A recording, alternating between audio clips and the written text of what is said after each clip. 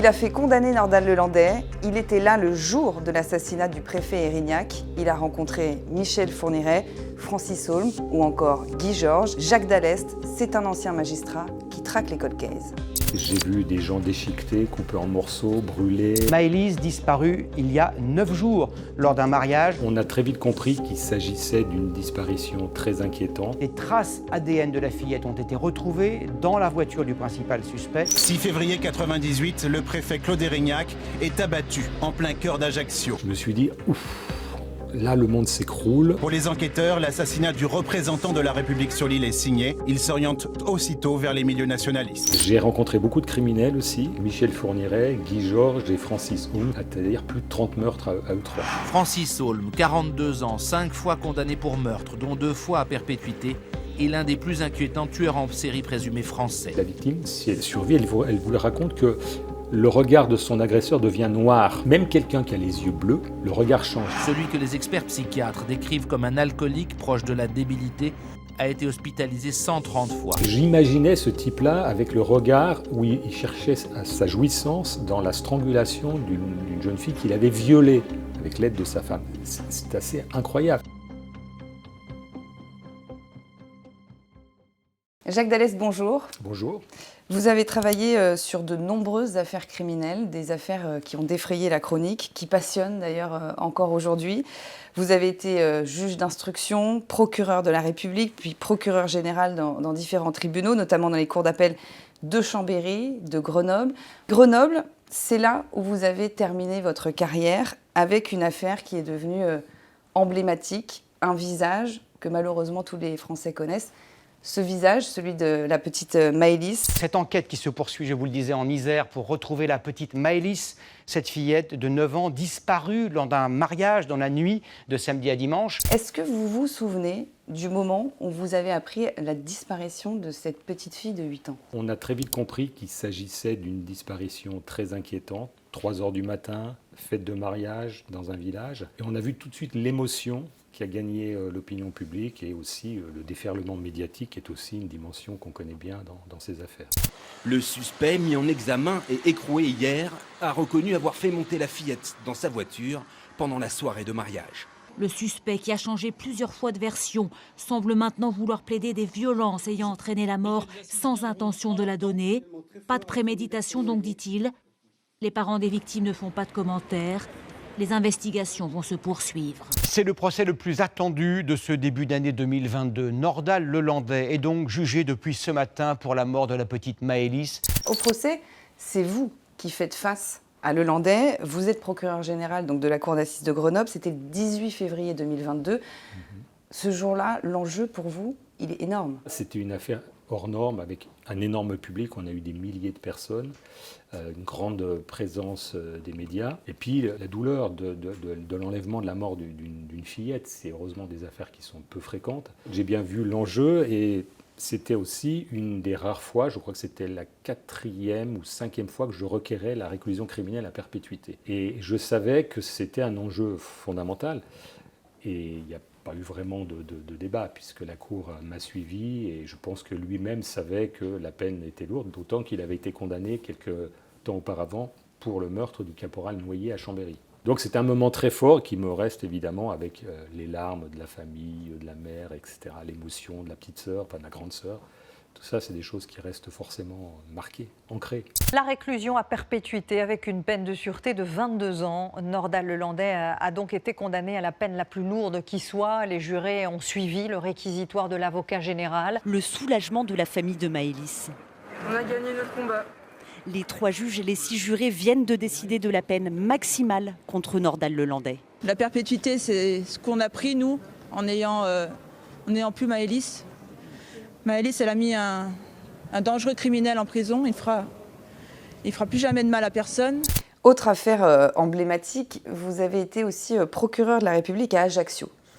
Et vous êtes en poste lors de l'assassinat du préfet Claude Erignac. C'était le 6 février 1998. Ce jour-là, vous n'êtes pas de permanence, mais à 21h, votre téléphone sonne. Et là, vous vous dites, quelque chose de grave vient de se passer. Je me suis dit, si on m'appelle, c'est qu'il se passe quelque chose à cette heure-là. Et c'était C'est un collègue qui, lui, était de permanence, qui m'a dit qu'on avait tué le préfet. 6 février 98, le préfet Claude Érignac est abattu en plein cœur d'Ajaccio. Pour les enquêteurs, l'assassinat du représentant de la République sur l'île est signé. Il s'oriente aussitôt vers les milieux nationalistes. Je me suis dit, ouf, là le monde s'écroule. Un préfet de la République en exercice abattu en pleine rue à Ajaccio. Ça a été un séisme avec un électrochoc pour le gouvernement. Je suis allé sur place très vite. Le corps du préfet était étendu sur le trottoir. Et Madame Érignac, son épouse, n'était pas encore au courant. Parce qu'il avait déposé sa femme, qui était en retard à un concert, et sa femme était dans la salle de spectacle. Elle ne savait pas encore que son mari avait été abattu. Et c'est vrai, quand on connaît quelqu'un, c'est beaucoup plus marquant de se dire, on voit quelqu'un étendu dans une mare de sang, les choses changent. J'ai même été à son autopsie. Voilà, ça fait partie du métier. C'est des moments qui vous restent ancrés et vraiment imprégnés dans la tête, que j'y pense encore.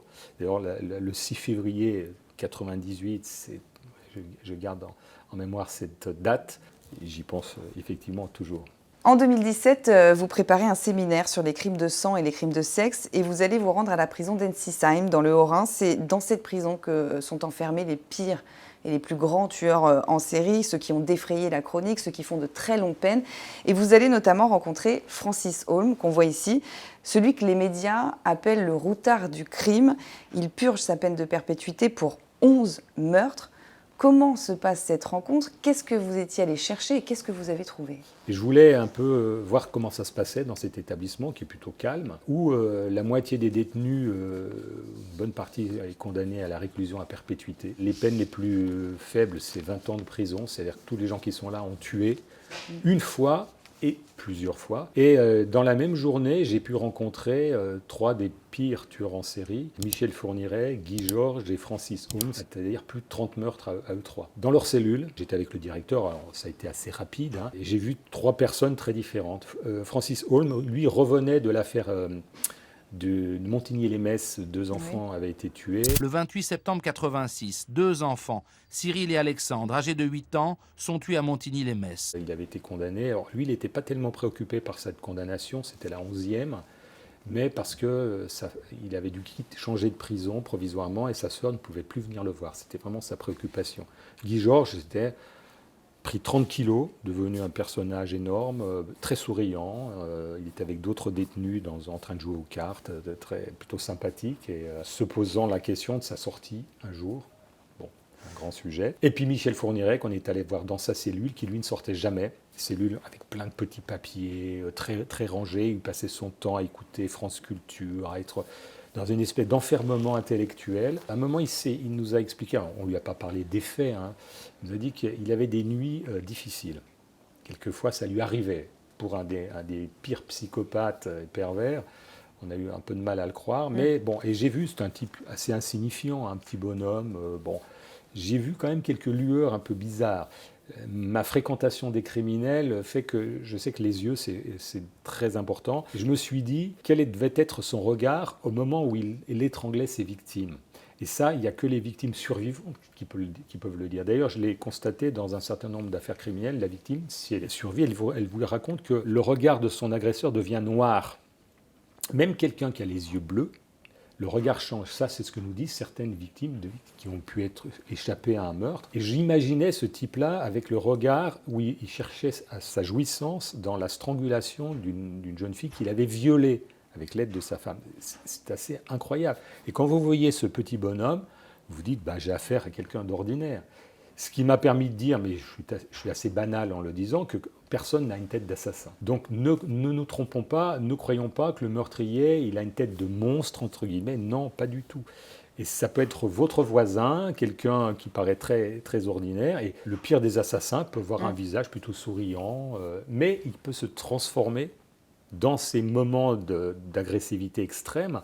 Et ça, c'est une espèce d'autre personnage. Et la difficulté, c'est de reconstituer ça lors d'un procès, de se mettre dans la peau du meurtrier et de la victime. Que s'est-il passé? Même les psychiatres, les psychologues ont du mal à décoder ça. Vous êtes homme de loi, mais vous êtes aussi un homme, tout simplement. Qu'est-ce qu'on ressent dans ces moments-là? Au fil du temps, on s'endurcit.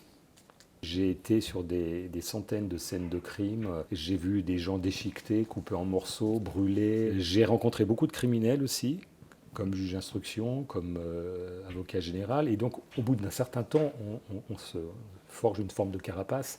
Mais on a quand même des émotions intérieures. C'est un peu la complexité, c'est-à-dire de donner une façade un peu froide, et puis d'avoir à l'intérieur de soi cette difficulté forte. Et je n'ai pas toujours eu des nuits faciles, effectivement. Je voudrais vous montrer une photo à présent. Vous la connaissez évidemment, c'est Muriel Théron, une jeune lycéenne de 17 ans. Son corps a été retrouvé à Lyon le 14 avril 1993. Elle a été violée, étranglée et son corps a été laissé au bord d'un chemin. Aujourd'hui, on ne sait toujours pas qui l'a tuée. C'était il y a 30 ans. Le Paul Cold Case s'est saisi de cette enquête. C'est une enquête qui vous hante. Vous l'écrivez, vous le dites, Jacques Dallès, parce que vous étiez à l'époque juge d'instruction à Lyon. C'est ça. C'est une affaire qui a eu lieu, comme vous l'avez dit, en 1993. J'ai quitté un an après les fonctions de juge d'instruction. C'est une affaire aussi, heureusement, rare du meurtre et du viol d'une jeune lycéenne. Et j'étais le premier juge d'instruction saisi du dossier. Il y en a eu beaucoup après moi. Et je suis allé sur place, sur ce chemin où elle a perdu la vie, cette petite, et ce qui m'avait beaucoup marqué, d'ailleurs, c'est les lieux que je trouvais plutôt propices à une agression très touffue. Et j'avais reçu assez vite les parents, et je crois que la mère est décédée d'ailleurs depuis, qui est évidemment effondrée.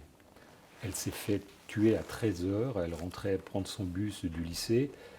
Elle partait de chez son oncle, c'est ça, voilà, c'est lui qui découvre d'ailleurs, il fait le chemin. Et on retrouve le corps dans un endroit où on ne pensait pas, alors qu'il pouvait être quand même plus ou moins bien fréquenté, mais on ne pouvait pas imaginer ça. Et donc j'ai survolé les lieux en hélicoptère et j'ai essayé de faire le maximum, mais c'était les débuts de l'ADN. Et je suis parti un an plus tard en laissant ce dossier et en commettant une grosse erreur que j'ai évoquée à plusieurs reprises dans mes livres, c'est que j'aurais dû convoquer les parents pour leur dire « écoutez, je m'en vais ». Mais le dossier va être poursuivi par un collègue, et je n'y ai pas pensé, pris par d'autres considérations, et je m'en veux beaucoup. C'est pour ça que je milite aujourd'hui pour que la justice ait plus de considération pour les victimes, les reçoive, les écoute, ce qui est malheureusement pas toujours fait. C'est vrai que c'est essentiel pour les familles. Ce sont elles, d'ailleurs, souvent, qui se battent pour ne pas lâcher le dossier, pour qu'il ne soit pas refermé. Je pense, et on va le voir tout de suite, à Marie-Rose Blétry. Cette femme qui a monté une association, Christelle, le prénom de sa fille qui a été assassinée, elle s'est battue pendant 20 ans pour que le meurtre de sa fille Christelle ne tombe pas aux oubliettes.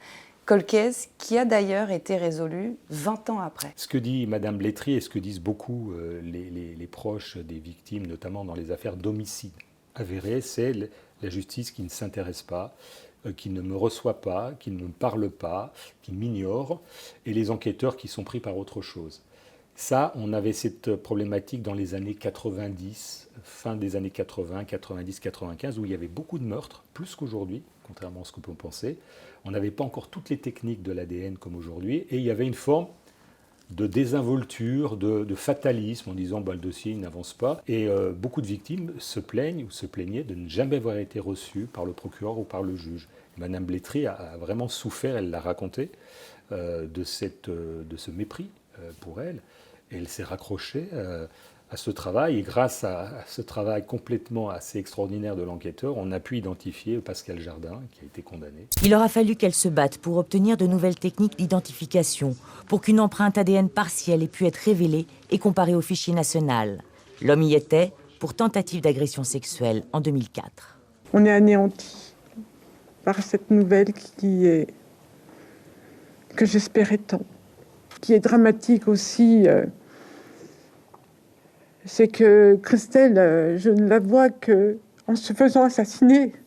Je ne pense pas à Christelle autrement qu'en se faisant assassiner. Donc je voudrais qu'en découvrant la vérité, retrouver ma fille que j'ai eue pendant 20 ans. Ce qui est terrible aujourd'hui, c'est de recevoir un papier, ordonnance de non-lieu, comme ça, qui met fin à une enquête alors que ces familles ont perdu un proche, assassiné, et ça c'est incompréhensible.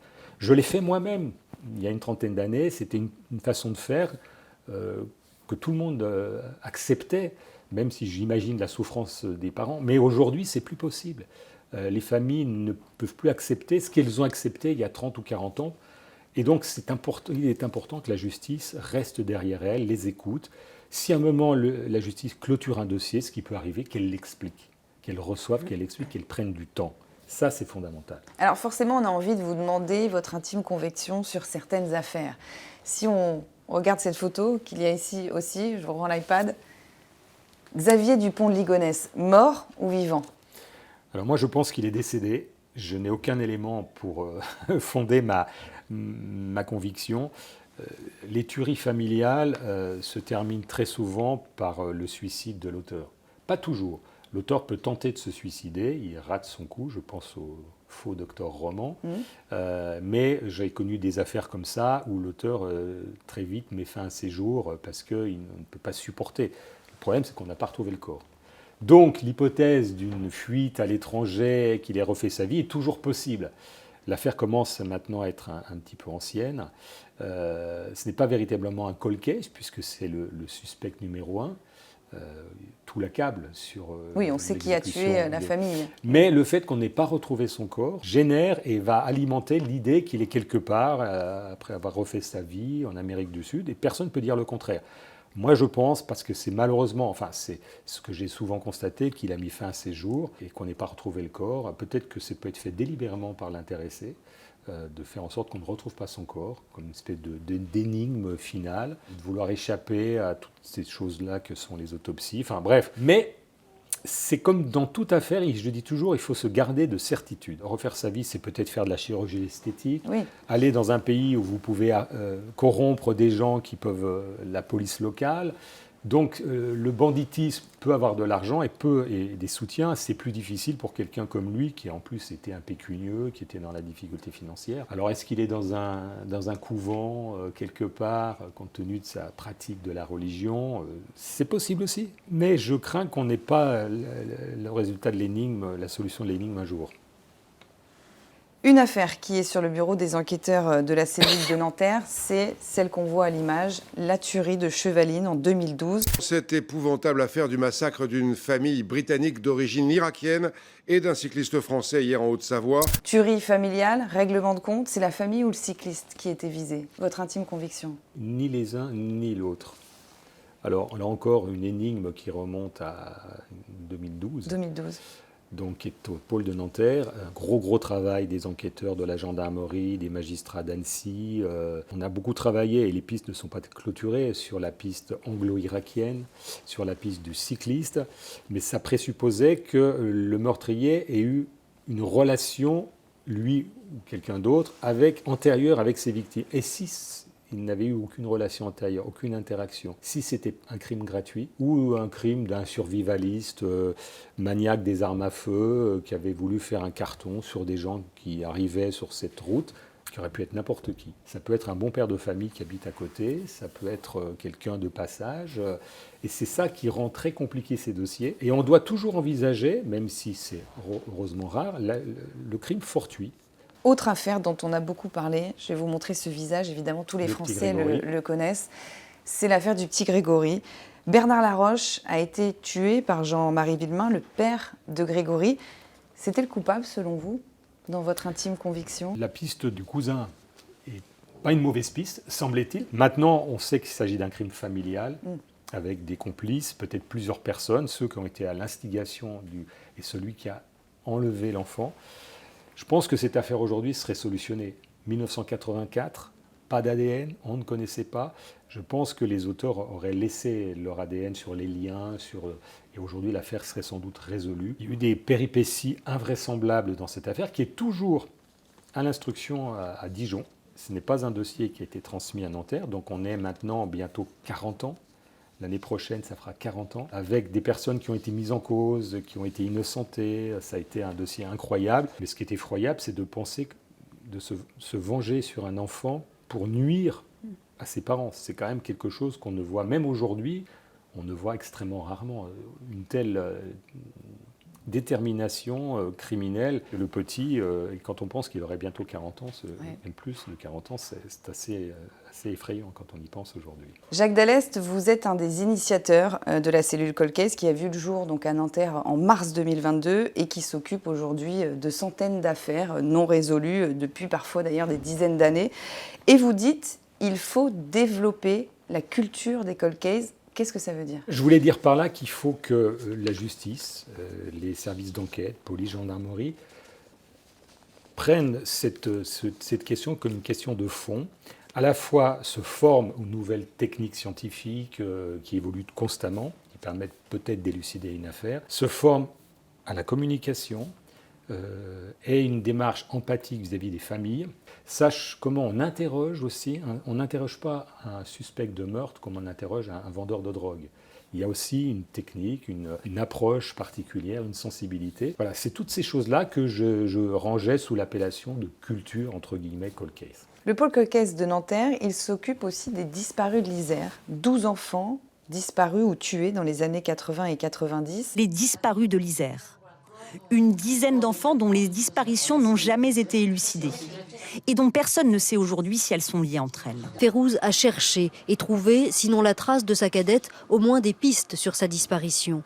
Elle découvre que dans la région de Grenoble, à cette époque, plusieurs enfants sont enlevés, souvent retrouvés assassinés. Ils se ressemblent physiquement et sociologiquement. Mêmes origines modestes, les familles viennent souvent d'Afrique du Nord. Des petits garçons, des petites filles entre 5 et 12 ans. Leurs traces se perdent souvent au pied de chez eux, presque toujours à la même heure. En mars dernier, la juge d'instruction a décidé de relancer les investigations et le corps de Fabrice Ladoux a été exhumé. C'est un petit garçon de 12 ans qui a été enlevé et tué en 1989.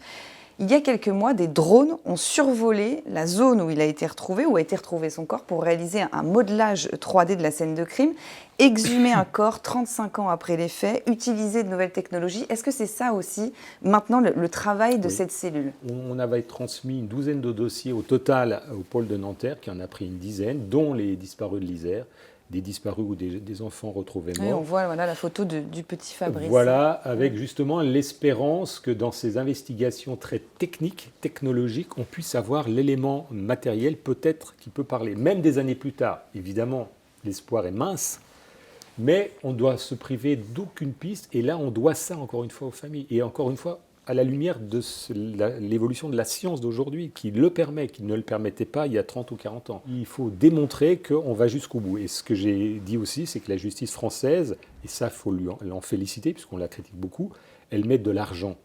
La contrainte financière n'est pas une contrainte.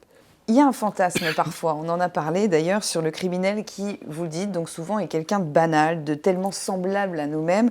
Dans votre dernier livre, qui est juste là, vous écrivez « Donner la mort, finalement, c'est accessible à tous ». Mais ce qui va faire la différence, c'est ce fameux passage à l'acte. Vous l'avez beaucoup, vous avez tenté de l'étudier, ce passage à l'acte. Pourquoi un individu, une personne qui est par ailleurs à peu près normale, va-t-elle tuer quelqu'un? Le passage à l'acte, on sait que ça peut être à la faveur d'un mot, d'un geste, d'un mot blessant. J'ai souvent dit que le sentiment le plus dangereux, c'est l'humiliation. J'ai connu beaucoup de crimes commis par des gens qui n'étaient pas des méchants et des violents, qui n'en pouvaient plus d'être humiliés par le conjoint, par l'employeur, par le voisin, et qui un jour, boum, une espèce de décharge. Et plus on garde en soi quelque chose, plus un mot blessant peut un jour vous faire réagir. Et donc ça, c'est toujours la grande interrogation. Et même après 40 ans, je ne sais pas ce qui provoque un passage à l'acte. Pourquoi vous ou moi ne passerons pas à l'acte ou passerons à l'acte selon certaines circonstances? Est-ce que le crime parfait existe, Jacques Dallest? Vous l'avez rencontré? Le crime parfait, c'est celui qui n'a jamais été découvert. On ne sait pas que la victime qui a disparu a été assassinée, donc c'est un crime inconnu. Puis ça peut être aussi la personne soupçonnée, voire mise en examen, mais qui ne sera jamais jugée, qui bénéficiera d'un non-lieu ou d'un acquittement. Donc c'est une forme de crime parfait. Pour moi, le crime parfait, c'est le crime sans sanction. Le crime non découvert ou non puni. Et on dit que certains, non, le crime parfait n'existe pas. Bien sûr que si, il existe. Combien de personnes disparaissent chaque année et qui ont été victimes d'une mauvaise rencontre? Alors, vous avez dit tout à l'heure, ce n'est pas comme dans les films, mais c'est vrai que je voudrais quand même vous montrer pour terminer une photo qui fait très cinéma. Regardez ça, c'est vous, me semble-t-il. Voilà. C'est vrai que, est-ce que ça représente Marseille. Quand même le métier? Allez, pour terminer sur une petite note aussi de sourire quand même, on essaye dans ce monde difficile. Parce que là, ça fait très film quand même, il faut le dire, non? J'étais avec deux collègues, dont l'un est procureur général, Jean-Jacques Fanny, là, à droite, à Bastia.